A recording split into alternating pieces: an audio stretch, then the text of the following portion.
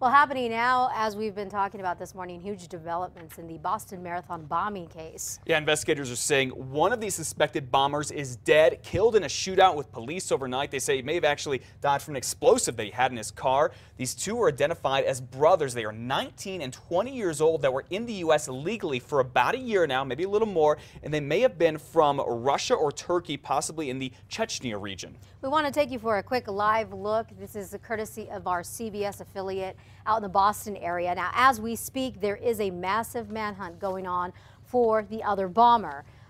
Police, we understand, and law enforcement agencies are going door to door, house to house, searching the area for that remaining suspect. This all started last night when two men shot and killed a police officer at MIT. Investigators say the two then stole a car, let the driver go, and got into a chase with police. Then the shooting started, and that the two even threw out explosives from the window at police. The video is dark, but let's take a listen here at what happened.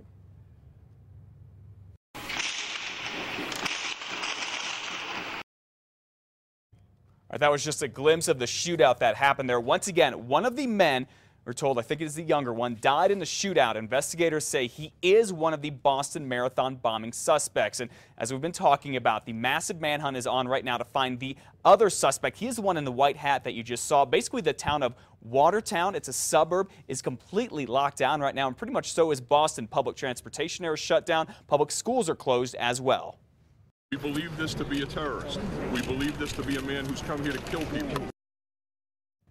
Okay, now during all of this chaos, police and FBI agents arrested another man. They actually made him strip naked on the street to make sure he had no explosives on him. They have not said if he is connected to the bombings, and they think that the other man that they're looking for, the brother, may have explosives on him. Now, as you can imagine, as we go through the day, we're probably going to hear a lot more about what happened overnight in Boston in this search for the other bombing suspect. You always get the latest right here on News 13. You can always check out our website at krqe.com. And also, you should know that you can always stream live coverage now on your cell phone, on your iPad, at work, on your computer of whatever we are doing here on News 13. You can go there and find it. Just look under live video.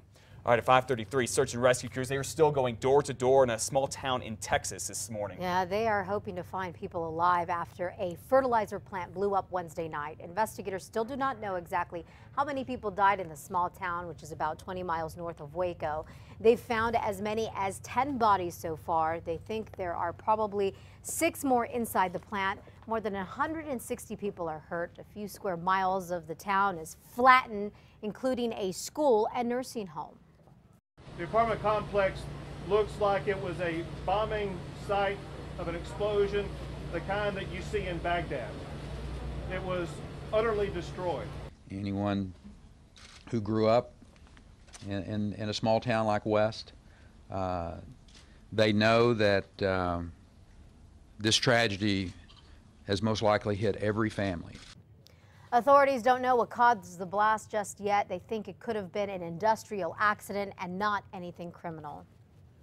The latest controversy to hit a sheriff's office is back here in New Mexico. Now has the federal government involved. It could be that the Rio Arriba County Sheriff, Tommy Rodella, is accused of offering up bribes to dismiss people's criminal charges. A man in Espanola says he got arrested on misdemeanor charges earlier this year. He claims that the sheriff, Rodella, told him if he donated $500 to the Rio Arriba Sheriff's Office Scholarship Fund, Rodella would drop the charges. Allegations are that waiving of tickets is exchanged for investments into the scholarship fund. Of course, that's inappropriate and that's not legal.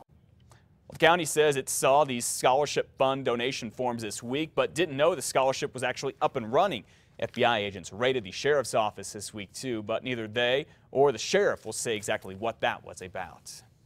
A former Albuquerque firefighter who admits he worked for a Mexican drug cartel is now headed to prison, and he's going to have to fork out some serious cash. Steve Chavez cut a deal in court yesterday.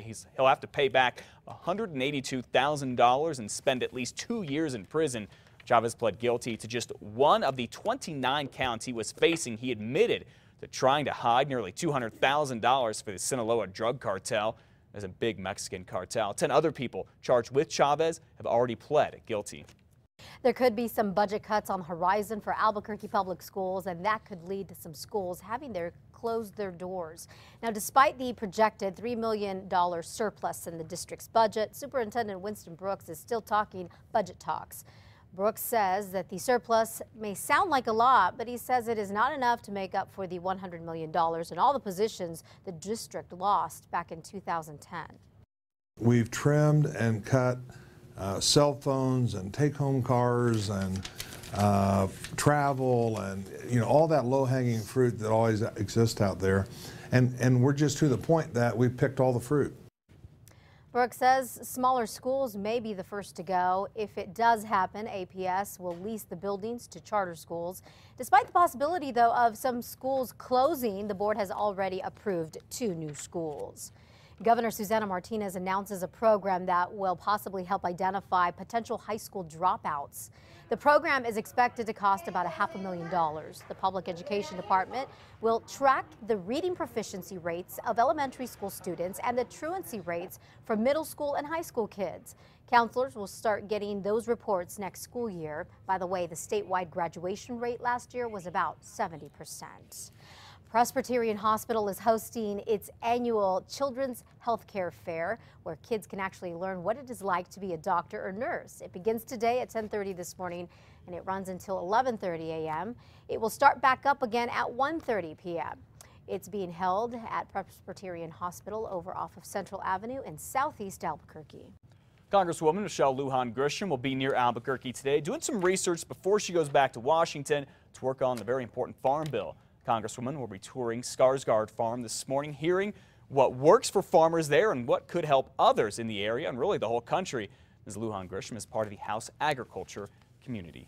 Now, a proposed horse slaughterhouse in Roswell is facing a new obstacle this morning. The USDA is scheduled to do a walkthrough inspection of the plant next Tuesday, a huge step toward allowing the plant to reopen. But now the Front Range Equine Rescue and Humane Society says it plans to sue the USDA, the government, if it goes through with this inspection. The group claims the agency did not consult with the U.S. Fish and Wildlife Service about the environmental effect the plant could have on threatened and endangered animals in the area. The attorney for Valley Meat says if the lawsuit is successful, it could affect other businesses too. The attorney also says he talked with the USDA yesterday and that the inspection is going to go on as scheduled.